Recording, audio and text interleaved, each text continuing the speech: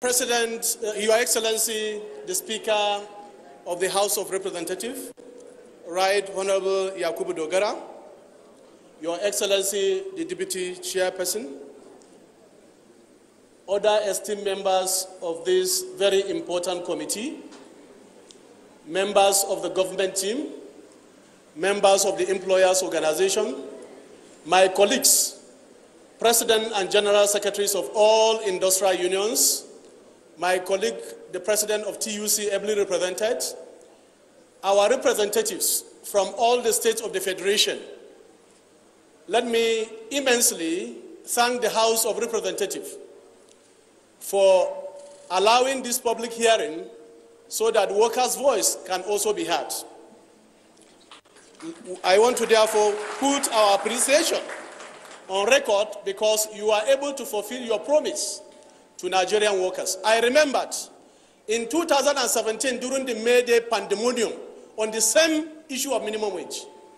I remember the National Assembly gave commitment that whenever a bill is submitted, that is going to receive accelerated consideration. And therefore, I must appreciate that this promise had been kept, because I know for sure that if not because of the exigency and importance of this issue, most of you will have been on the field canvassing for election. And I'm sure that all workers that will benefit, including their families, because on this issue of minimum wage, directly by our database, 11 million workers will benefit. And we know the law, what it provides about a family. A husband, a wife, and 4 children minimum. If you multiply that by 11, there is no economy that cannot be boosted. There is no poverty that cannot be addressed. This is why it is very central to every worker in Nigeria.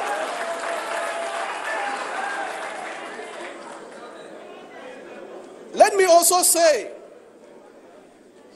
that the ILO recognizes that minimum wage is one of the most used instruments for affecting wage distribution on the labor market. In fact, minimum wage is provided by law in 90% of the countries of the world.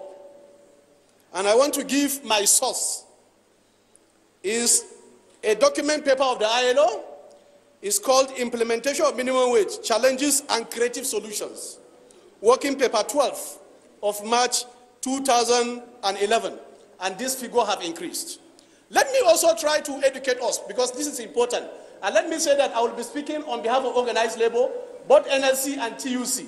My 10 minutes will be announced to that of TUC also. Thank you very much. Mr. Chairman, there have been a lot of conception about what minimum wage stands for. Minimum wage is the barest minimum that is allowed to be paid by workers in both public and private in those 90% of countries around the world. When people say that in a federal system, we are not supposed to have a minimum wage, that is not true. United States of America is a federal system. It has a minimum wage of $10 per hour, and above that, every state can then be able to pay higher. Some states are paying $12, some states are paying $15. In fact, recently, Microsoft increased the minimum wage to $15 per hour. And therefore, the principle is that we must protect the most vulnerable workers from exploitation. It's not about a state. It's an issue that affects all citizens. So if we say remove it from exclusive list and give it to power of the state, who fixed for organized private sector? Employer does not and cannot determine single-handedly the salary of a worker.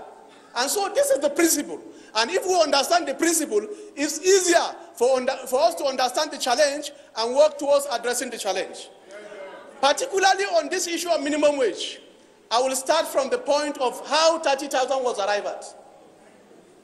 We are all aware that the minimum wage was due in 2016 because through the collective bargaining process of 2010, we mutually agreed among social partners that a 5-year cycle will be used to actually review the minimum wage.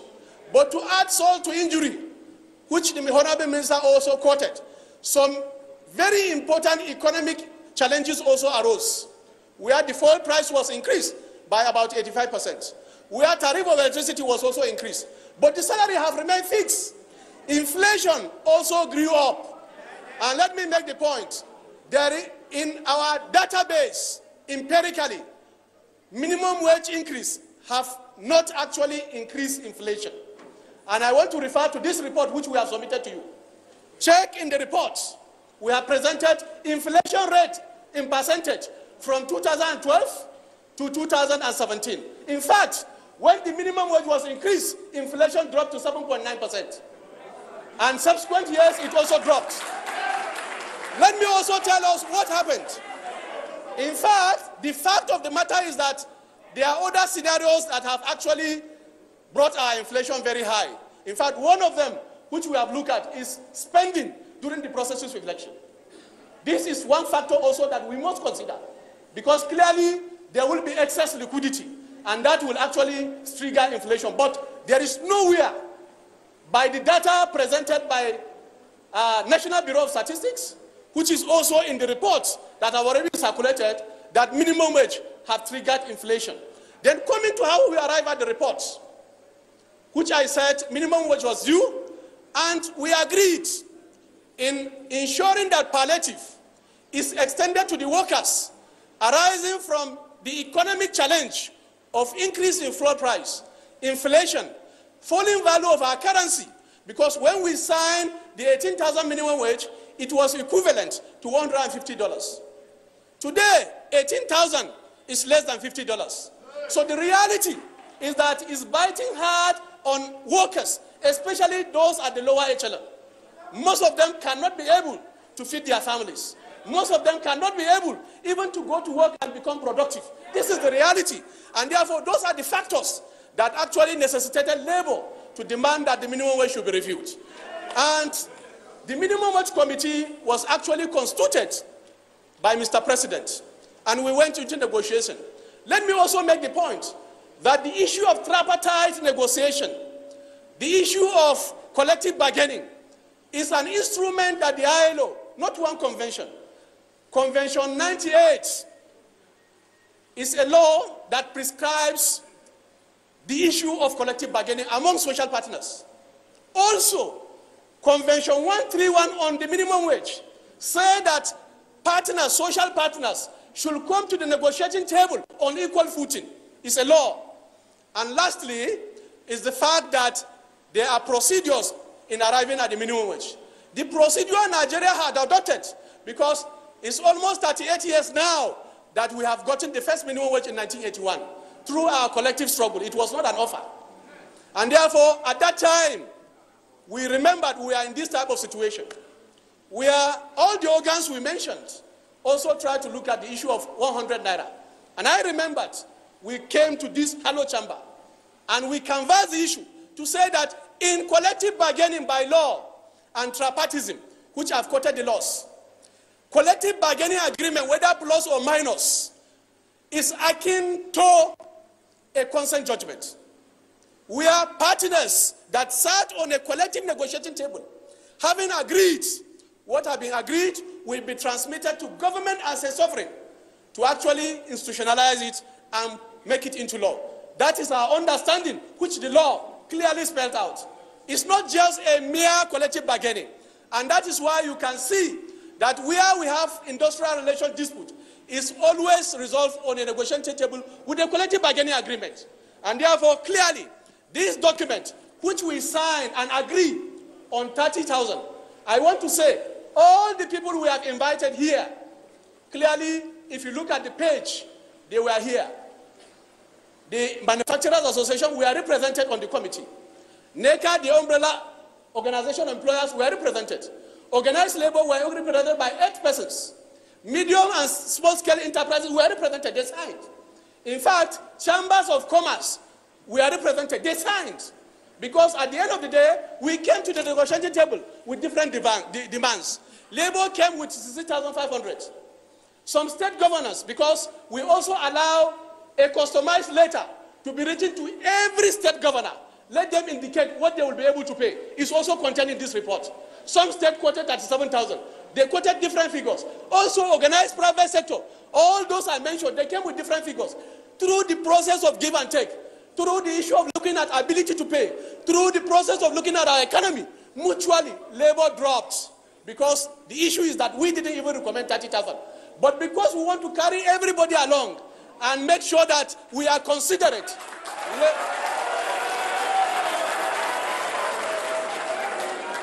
Labour became very responsible and agreed on 30,000. And this document was signed and presented to Mr. President. We are also the chairperson of the committee, who is supposed to be a neutral arbiter, as was the case in 2010, where the Chief Justice was then the chairman, Justice Belgore. The same thing happened, and therefore the figure was presented. What we have expected, because I said it's a tripartite process, and what is agreed through a tripartite process, where we have gone to the table on equal footing, as enshrined by ILO Convention 131 on setting the minimum wage, is that you cannot alter the figure without consulting the other party. And therefore, what we are saying is that we have considered all issues, including, I remembered, the issue of how do we make sure that resources are made available so that this minimum wage can also be paid. Because we have traded this part for 38 years. And at every point of negotiating minimum wage, the same argument has come about. And let me also say that that is why Labour, now after submitting this report in October 2016, we have passed through many hurdles. One of the hurdles all of us could remember is even to submit the report.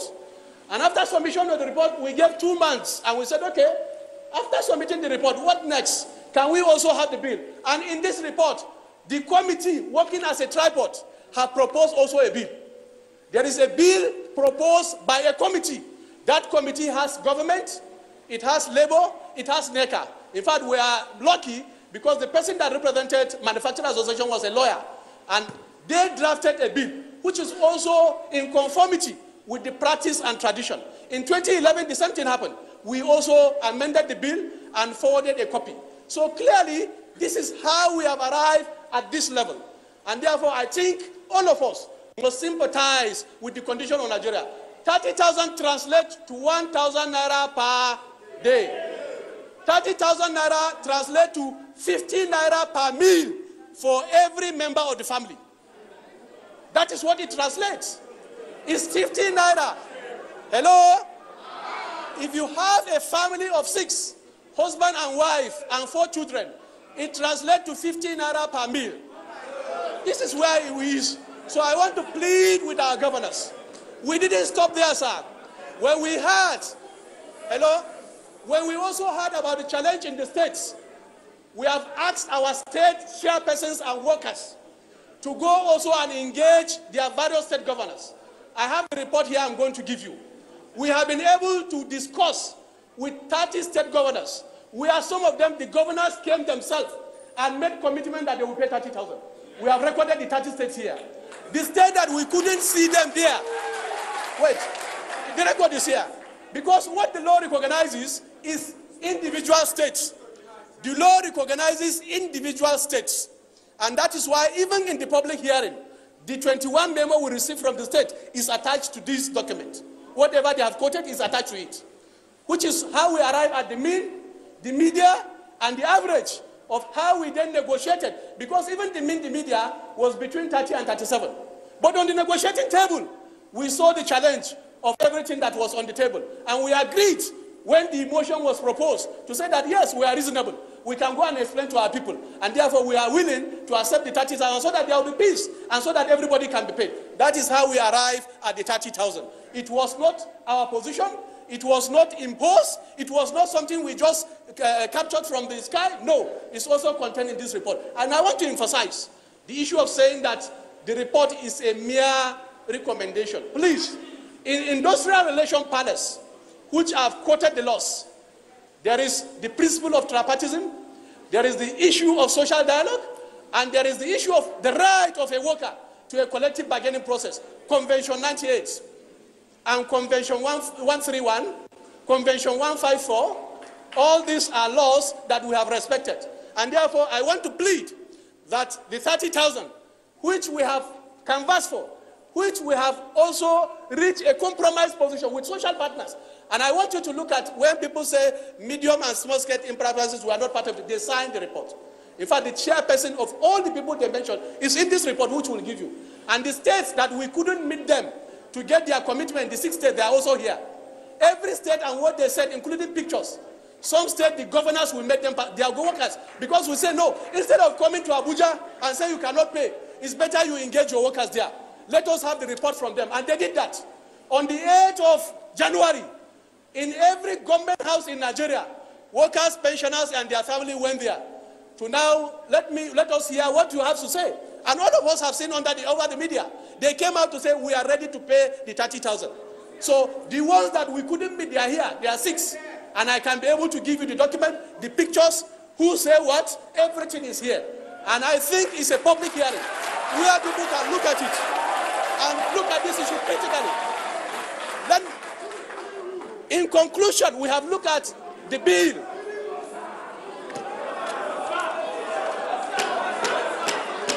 In conclusion, let me also try to make the point, because people thought that when you say the minimum, it's like enforcing all states to pay the same salary structure. No. If we say 30,000, states can then go and pay higher, just as it is painted now. In 2010, 2011, we agreed on 18,000. Edo State said, no, I don't want my workers to be paid low. I'm going to pay 25,000. In the mix of recession, they jacked the minimum wage to 25,000.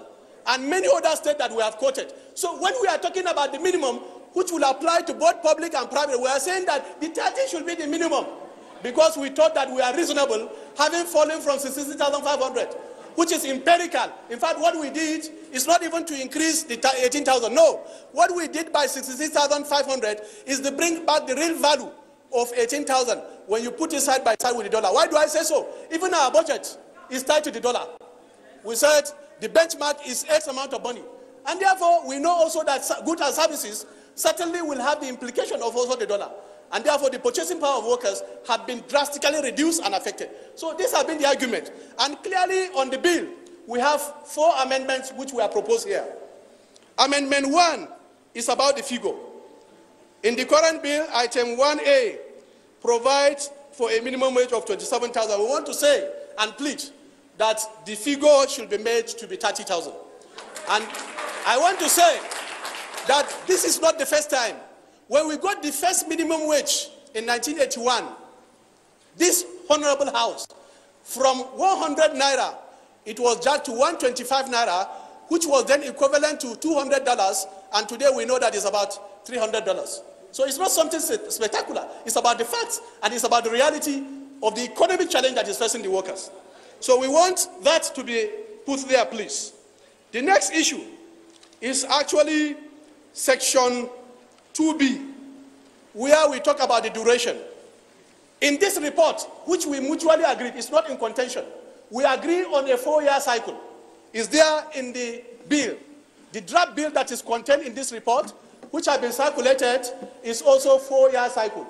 And we said also, in addition now as an addendum, Labour want to also propose an amendment, because this is a public hearing, to say that yes, it should be 4-year cycle, or if there is a major economic issue of heavier that also will reduce or affect the value of the current minimum wage. So which other one comes first? We have already proposed it there. Yeah. And I say so, let me say so, it's in tandem with best global practice. In Ghana here, what they do is to look at inflation and say whichever one comes first, it will trigger the process of looking at the minimum wage. Because the minimum wage is to make families have a decent living. Workers work to earn a living. And therefore, if we want workers to earn a living, we must be realistic. We must be realistic to look at this issue. So we are proposing that amendment. The next one is the issue of the threshold. We also agree, which is not in contention in this report, that the threshold should be removed.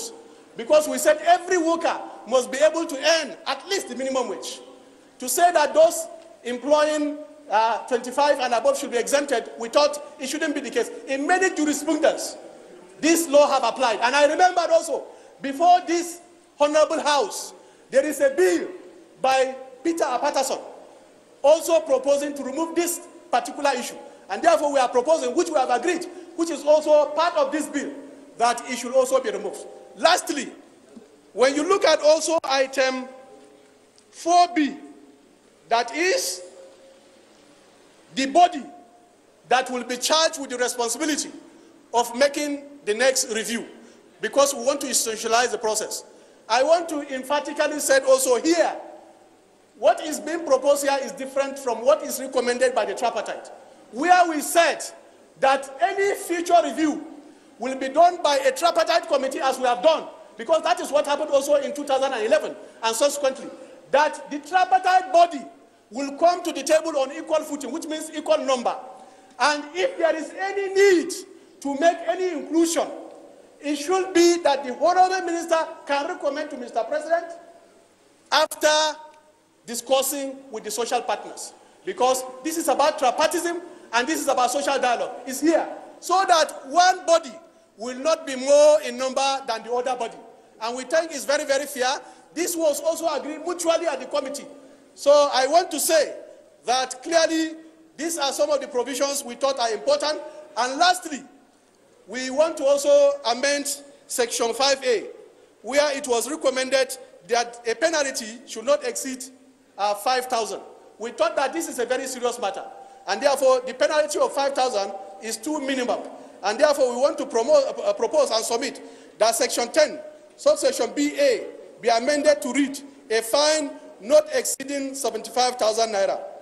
We thought that with this, if it is done, then the principle of social justice, the principle of the Philadelphia Declaration of 1919, that look at labor not as a commodity, but as partner in progress. In fact, as the most important commodity in driving development.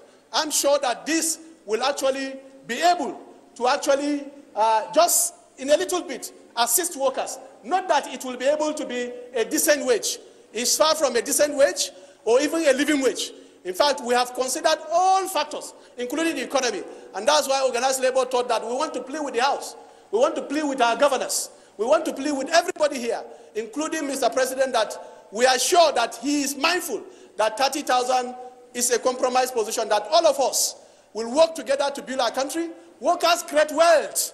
And therefore, if we create the wealth, we must also partake of it. Let me lastly say, workers are not merely 5%.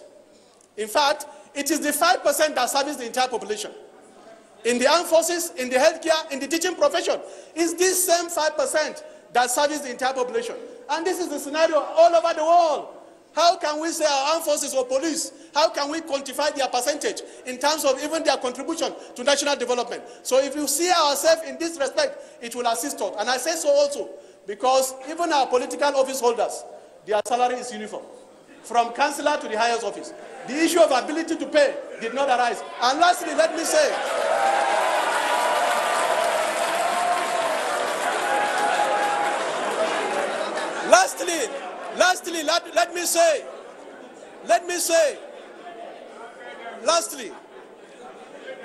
lastly, comrades, let me say that the workforce of any country is an asset to that country. What drives development everywhere around the world is human resource. It's not the technology. In fact, it's good and it's important that we look at other factors, but clearly, development is about human beings. And that's why if you look at the factors that are being used to measure development, you have the issue of maternal mortality, you have the issue of poverty rate, you have the issue of life expectancy, illiteracy rate, and many other issues. Recently, I was in a state, and I think I will end with this story. I was in that state, and we interacted with the governor. And he was lamenting to me that before he left 4 years back, the school enrollment in his state was 95%. That is pupil enrollment. But when he came back, he was invited by UBEC and said that it has been dropped to less than 50%. And he told me clearly, if salaries are not being paid, how can the children of the poor go to school? Because advently, it is salary that is being paid that keep the economy moving. In 2008, when the economy of the world was in shambles, I remembered what Obama said, which can be checked. He said he will increase the minimum wage. Because when he increases the minimum wage, there will be purchasing power. Economic activity will be stimulated. Electric motors can produce and workers can be able to pay. And clearly he increased the minimum wage. And that's actually saved the situation because issues improve. We can also say that a hungry person, if we want truly to look at the issue of the challenge in our system that is tied to corruption, certainly it's also important that a hungry person certainly will be a willing tool in the hands of few to manipulate and make sure that we have a corrupt system. And therefore, clearly, this will be of benefit to our country. It will be of benefit to our citizens. It will address a lot of social upheaval. Where salaries are not paid, we have seen that insecurity have increased. Where workers are being paid meager 6,500, including teachers, we have seen that the literacy level in that state is higher. And therefore, I want to thank you immensely.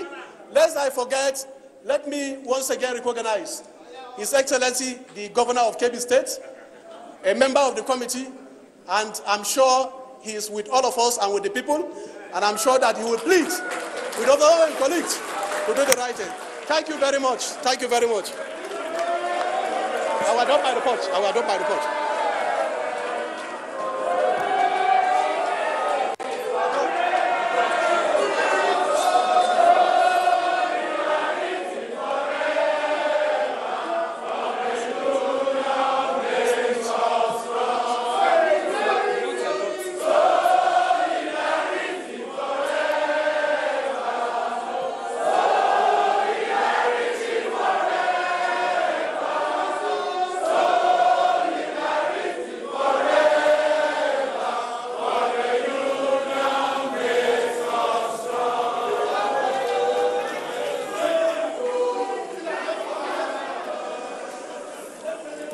Mr. Chairman, esteemed members of this very important committee, I want to, on behalf of organized labor in Nigeria, the toiling working men and women that create the wealth, that make sure that we sleep while they are working, that we can sleep with our eyes closed, the 11 million families that will benefit directly, and their families and children. I want to adopt this report. I want to also submit the report of the rally to various state government houses, and also this copy of the report of the tripartite committee, which I said have been signed by the social partners, and I think it will assist the committee in doing justice to this subject matter. And I plead lastly on behalf of Nigerian workers that certainly I think 3,000 cannot actually make us to continue to fight. 3,000 can address the issue. Thank you very much. Where do I put it?